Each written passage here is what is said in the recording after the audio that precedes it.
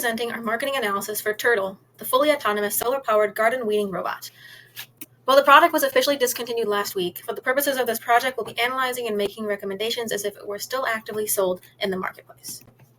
Before we dive into the details of our analysis, we want to start with a quick snapshot of where Tertill stands today, what we found in our research, and then the key recommendations we believe could strengthen its market presence and profitability. Our analysis shows that Tertill occupies a unique niche in automated garden maintenance, with strengths like solar-powered autonomy and brand credibility from its Roomba co-inventor. Our target market is the home gardening niche, consisting of suburban homeowners with small gardens who are eco-conscious, enjoy gardening, and may be older adults or people with limited mobility seeking convenience. Right now, awareness is low and distribution is limited to online sales. Our key recommendations are to expand into selective retail partnerships using seasonal demos and rental options to increase exposure and strengthen digital marketing with both rational and emotional appeals.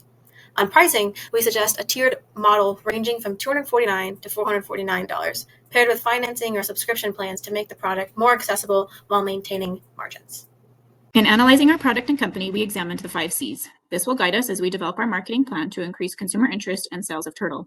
First, we will consider the customers. Customers may be home gardeners with characteristics such as aged 40 plus, having a disposable income, or health and physical limitations, or they have a desire for low maintenance gardening.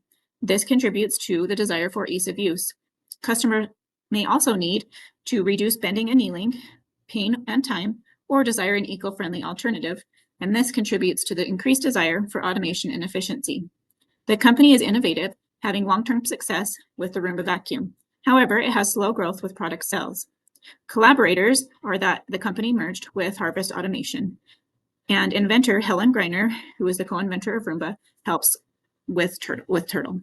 Competitors in this market include traditional gas-powered or electric tillers who do a more thorough job, or landscaping companies who will come and do the work for the customers.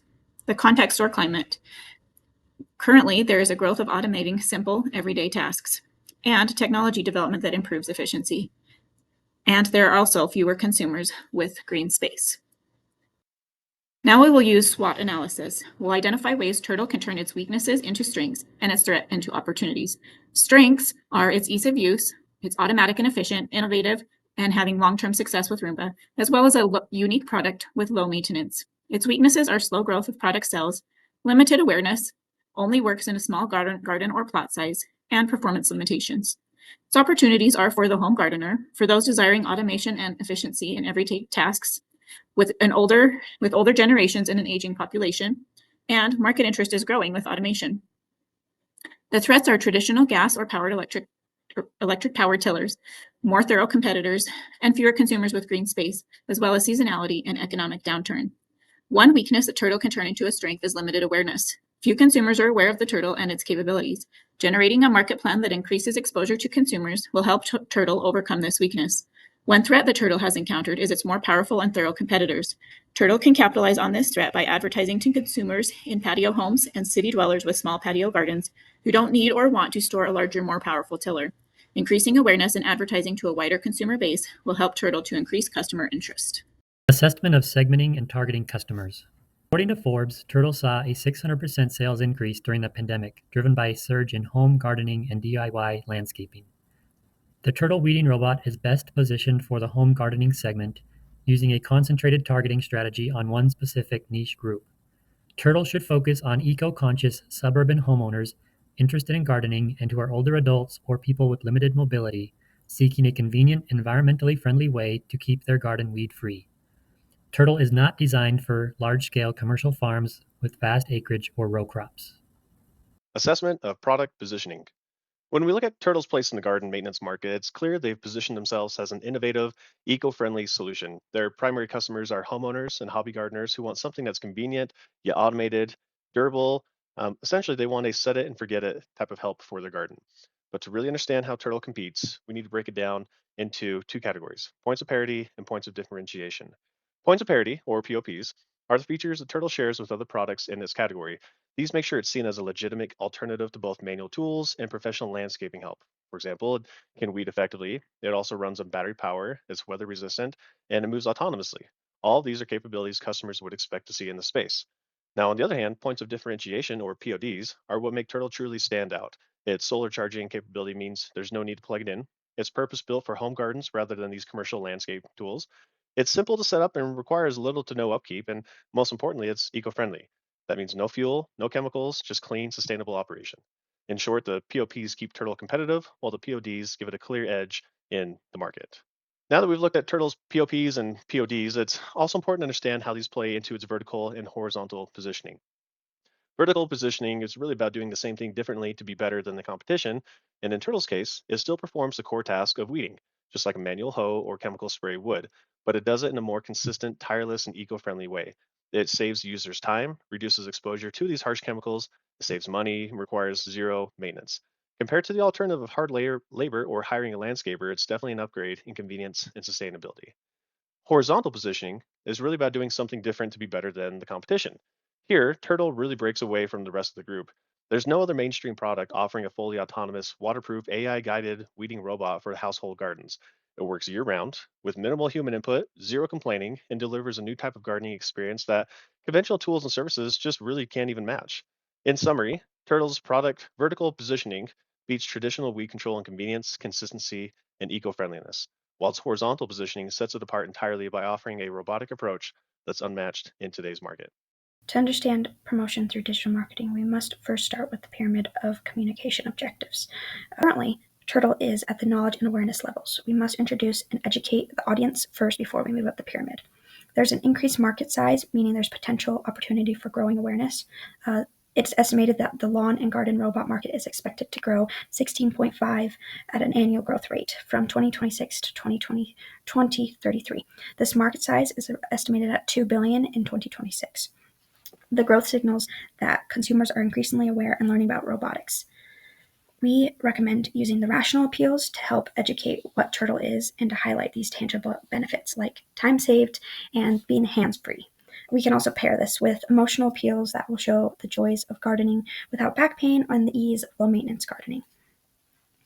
Additionally, we can have a recommended strategy of using outbound and inbound channels, as well as social media ones. The conversion goals that we have used and prepared for Turtle's website is to correlate with this pyramid. This would be to encourage visitors to watch product demo videos, to increase the purchase intent, and to educate the audience of how to use Turtle. We can measure this through the click-through rate of key website pages and engagement metrics on the introduction and demo videos.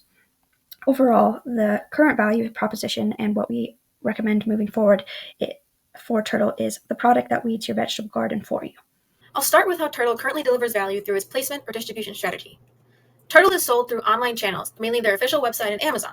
During the original retail launch, the base price was set at $349. However, as of this month, the company has discontinued the product and cleared out remaining stock at a heavily discounted price of $75 before selling out. From a channel stewardship perspective, the structure leans toward a highly selective online-only model with no evidence of brick-and-mortar retail partnerships. This approach lowers overhead and simplifies logistics, but it also means the product misses out on physical visibility, hands-on demos, and impulse purchases. Overall, limited customer exposure, reliance on only a few platforms, and vulnerability to inventory disruptions. In fact, the Amazon listing often showed the product as unavailable before the discontinuation of the product. If Turtle were to relaunch, there's an opportunity to diversify placement. Selective partnerships with garden retailers like Home Depot or Lowe's could give the customers the chance to interact with the product before buying. Seasonal pop-up displays or demo stations at garden centers and local fairs could build awareness. For price-sensitive or seasonal gardeners, offering a rental or subscription model could help expand reach while keeping inventory manageable. Now let's look at how Turtle's pricing strategy aligns with the value pricing concepts from our reading and lectures. Turtle originally retailed for $349 for the base unit, with occasional discounts bringing it closer to $299. Using the value pricing framework, we start with true economic value. The next best alternative to Turtle is manual weeding, which a source estimates could take about 17 hours per season. If we assume $15 per hour for labor, that's about $255 of value annually, and that's before factoring in convenience or the benefit of consistent weed control. Since Turtle is solar-powered, operating costs are negligible, which increase its value proposition over time.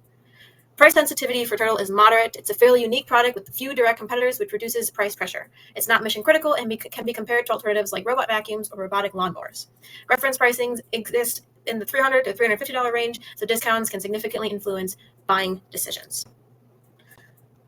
Profitability, we can apply the break-even framework from class. If we assume a $349 selling price and a variable cost of about $100 per unit, the unit margin is $249. With estimated fixed costs of $500,000 a year, Turtle will need to sell just over 2,000 units annually to break even. Going forward, a tiered pricing strategy could help Tertill. For example, a basic model at $249 could include only the core weeding function, while a $349 mid-tier model might add the solar panel and app integration, and a $449 model could be a premium bundle that includes accessories and an extended warranty. Financing and subscription models like $30 a month or seasonal rentals could lower the perceived risk, attract budget-conscious customers, and still maintain healthy unit margins.